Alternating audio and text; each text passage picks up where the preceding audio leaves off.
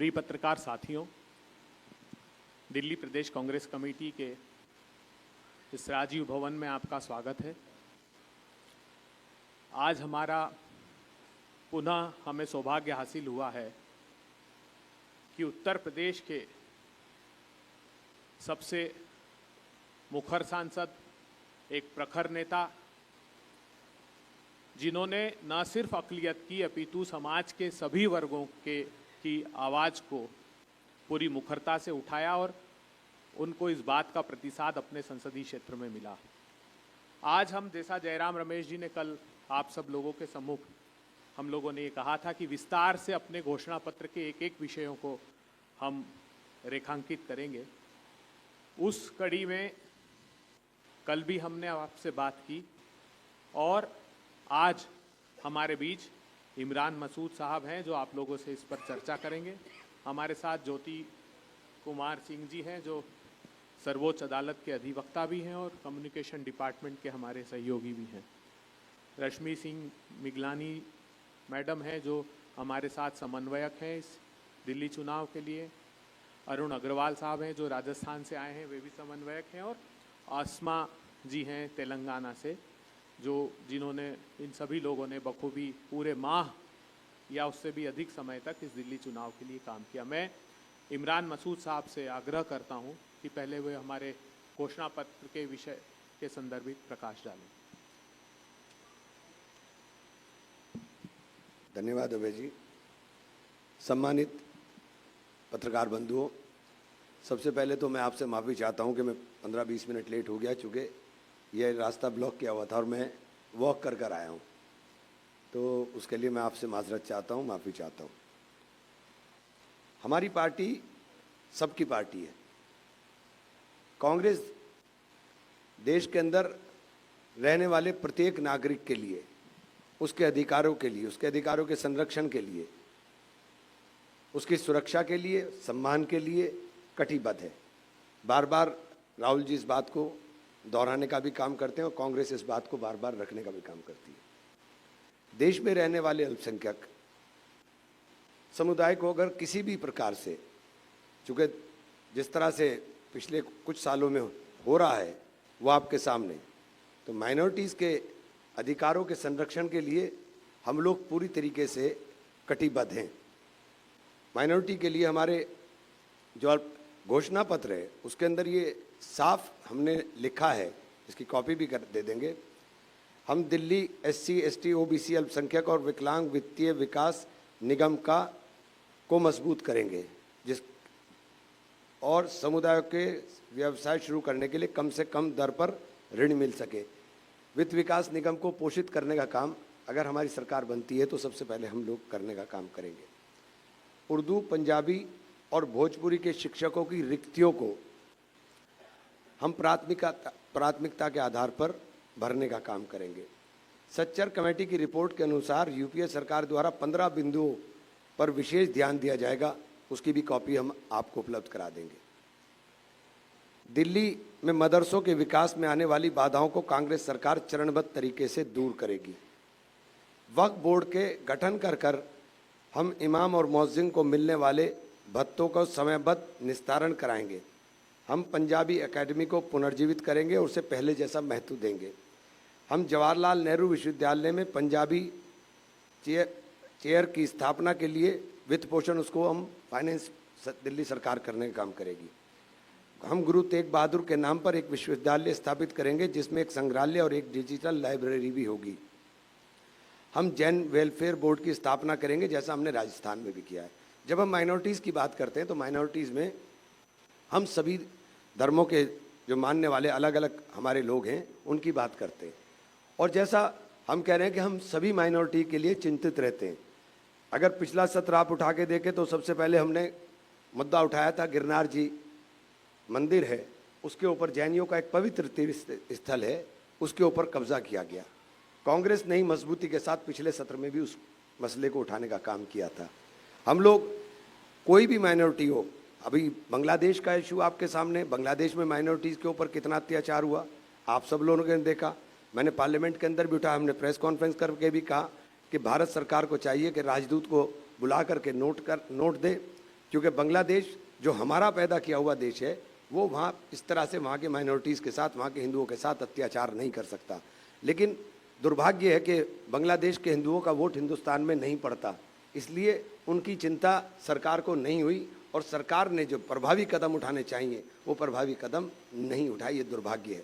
तो मैं आप लोगों के माध्यम से कहना चाहता हूँ कि आज देश के अंदर अल्पसंख्यक के अंदर जो है सुरक्षा की भावना है, और ख़ास तौर से मुसलमान के अंदर, चूँकि जिस तरह से लगातार टारगेट कर नफ़रत की बुनियाद के ऊपर मुसलमान को किया जा रहा है। वक्फ बोर्ड के ऊपर अभी आपने देखने का काम किया होगा कि वक्फ बोर्ड में किस तरह से इन्होंने जल्दबाजी के अंदर सारी चीज़ों को जेपीसी के अंदर पूर्ण करने का काम किया।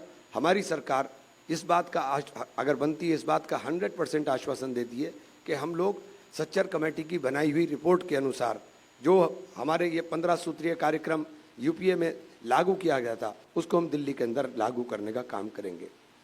माइनॉरिटी की सुरक्षा के लिए ये रहा कार्यक्रम। शिक्षा में क्या ये पूरा का पूरा 15 सूत्रीय कार्यक्रम है, इसको आपको कॉपी उपलब्ध करा देंगे।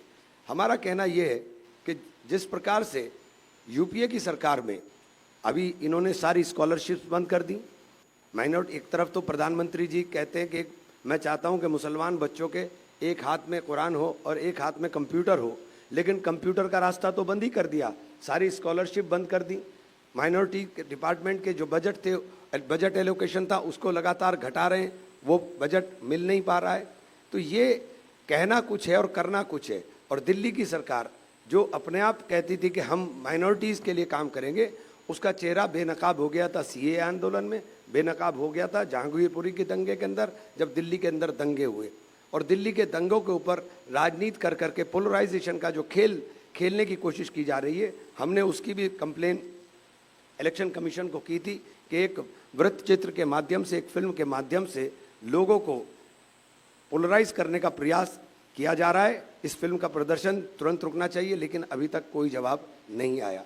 बहुत दुखद है कि जिस समुदाय के नाम पर आप नफरत पैदा करते हो, कल आपने कुंभ में देखा कितना बड़ा एक हादसा हुआ, बहुत बड़ा हादसा हो गया।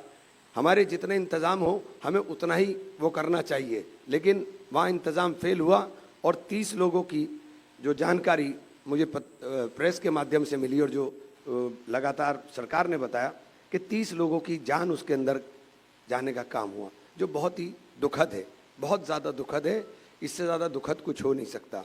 हम आपसे ये कहना चाहते हैं कि माइनॉरिटी अफेयर के, चूँकि आज ये एक स्पेशल उसके ऊपर है कि माइनॉरिटीज़ अफेयर के, माइनॉरिटीज़ के लिए जो भी माइनॉरिटी हो, चाहे सिख हों, चाहे बौद्ध हों, चाहे क्रिश्चियंस हों, चाहे मुस्लिम्स हों, जो भी होंगे, चाहे जैन हों, जो भी माइनॉरिटी कम्युनिटी है, उस माइनॉरिटी कम्युनिटी के लिए कांग्रेस पार्टी कटिबद्ध है, उनकी सुरक्षा के लिए, उनके उत्थान के लिए और उनको मुख्य धारा के साथ जोड़े रखने के लिए। बहुत बहुत धन्यवाद।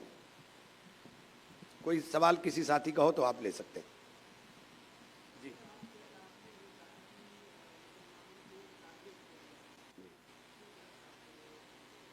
क्या टारगेट नहीं किया जा रहा? जब ये नारे लगते हैं, जो नफरत के नारे हैं, वो सीधे मुसलमान को टारगेट करके ही तो लगते हैं देश के अंदर। आप बेरोजगारी के ऊपर से ध्यान हटाने के लिए आप देश के अंदर जो हालात आपने कर दिए कि व्यापारी आपने तबाह कर दिया, जीएसटी के नाम पर आपने सबको रगड़ कर डाल दिया, तो क्या टारगेट नहीं किया जाता इन मुद्दों से ध्यान हटाने के लिए? घर के अंदर किचन चलाना भारी हो गया, महंगाई आसमान को छू रही है। इन मुद्दों से ध्यान हटाने के लिए बहुत आसान तरीका है कि एक को टारगेट बनाओ, नफरत फैलाओ और राज करो। यही तो हो रहा है देश में। देश में हो क्या रहा है? 90 बनाम 10 की लड़ाई हो रही है। 90% लोगों को बेवकूफ़ बना करके 10% लोगों को राज कराने के लिए तैयारी की जा रही है। 90% का तो बेवकूफ़ ही बनाया जा रहा है।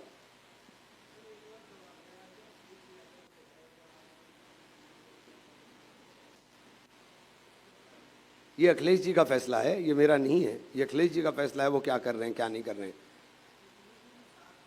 नहीं, हम यूपी में हमने उनकी पार्टी को समर्थन दिया है, हमने उनकी पार्टी को समर्थन दिया। और मुझे एक बात कहने में कोई गुरेज नहीं है कि जो सांसद जीत करके आए हैं उसके अंदर बहुत बड़ा नाम राहुल गांधी है।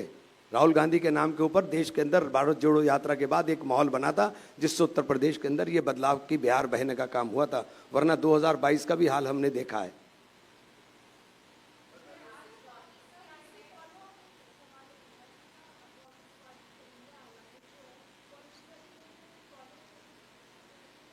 नहीं, देखिए, कांग्रेस एक बड़ी पार्टी है और कांग्रेस पूरे देश के अंदर है। क्षेत्रीय दल अपने अपने जगह पर हैं, उनके अपने अपने हित होते हैं, वो अपने हित के हिसाब से काम करते हैं। कांग्रेस, क्योंकि राहुल जी का दिल बहुत बड़ा है, मुझे ये बात कहते हुए कोई वो नहीं है कि राहुल जी का दिल बहुत बड़ा है और राहुल जी ने बड़ा दिल कर करके सबको समायोजित करने का काम किया था, लेकिन ये मुमकिन नहीं होगा कि हम अपना अस्तित्व ही खत्म कर दें।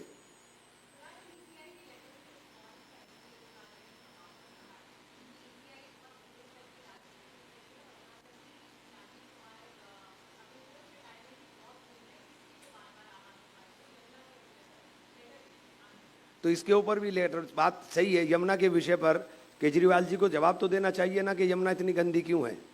केजरीवाल जी को जवाब, और हाँ नहीं, जहर, देखिए, पानी के अंदर कोई ना तो इतने पानी में जहर डाला जा सकता है ना फैलता है, लेकिन पानी गंदा है, उसके अंदर अमोनिया की मात्रा बहुत ज़्यादा है, ये बात सही है, ये सत्यता है कि उसके अंदर पानी, गंदा पानी डल रहा है ना लगातार। आपके पास तो इतने संयंत्र ही नहीं है कि आप उसको साफ कर सकें।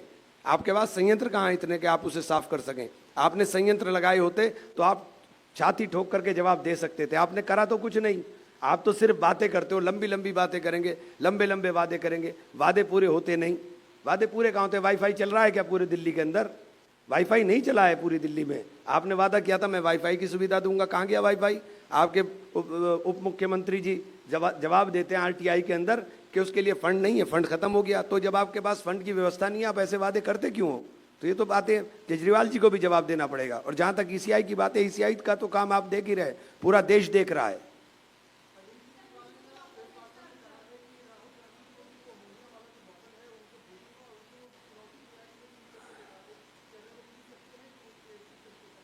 नहीं तो राहुल जी ने कब कहा कि उसमें अमोनिया नहीं है? नहीं तो उन्होंने कब कहा है ना, हम तो खुद कह रहे हैं भैया, जो वो कह रहे हैं वो तो हम खुद ही कह रहे हैं कि अमोनिया नहीं है। अरविंद केजरीवाल जी बता देंगे अमोनिया नहीं है। एनजीटी की जो रिपोर्ट है वो बहुत खराब है, और वो गंगा के लिए भी है, वो यमुना के लिए नहीं है, वो गंगा के लिए भी है। वो जो सवाल उठा रहे हैं और कह रहे हैं कि हरियाणा के अंदर पानी आचमन लायक है और ये वो जमुना और गंगा दोनों के लिए है। वो हरियाणा से ही निकल के आ रही है यमुना। मैं दोनों पार्टियों के लिए कह रहा हूं। गंगा में नमामि गंगा प्रोजेक्ट चलाया था आपने, कहाँ गया वो? गंगा के अंदर अभी तक सफाई 10 साल के अंदर आप क्यों नहीं कर पाए? जब माँ गंगा ने बुलाया था तो माँ गंगा के लिए तो काम करना था, माँ गंगा का काम कहाँ गया?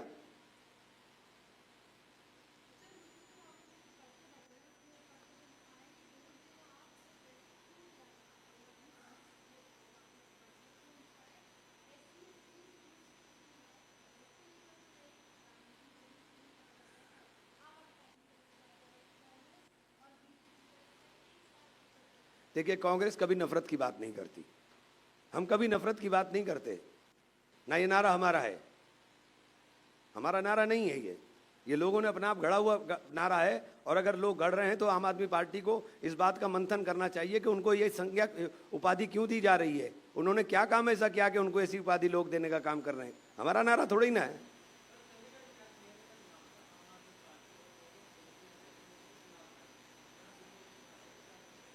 जी,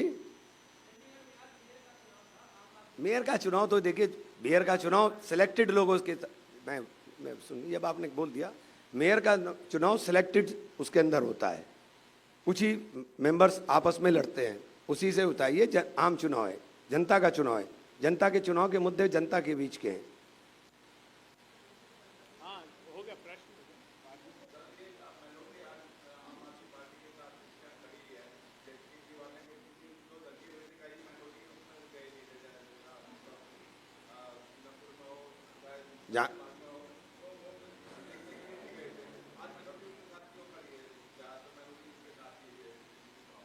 आपको लग रहा है खड़ी है, अगर खड़ी होती तो ये नारा क्यों लगता जो नारा अभी बता रहे हैं? अगर खड़ी होती तो ये नारा क्यों लगता? अगर खड़ी होती तो आम आदमी पार्टी सैफ अली खान के लिए प्रेस कॉन्फ्रेंस क्यों करती?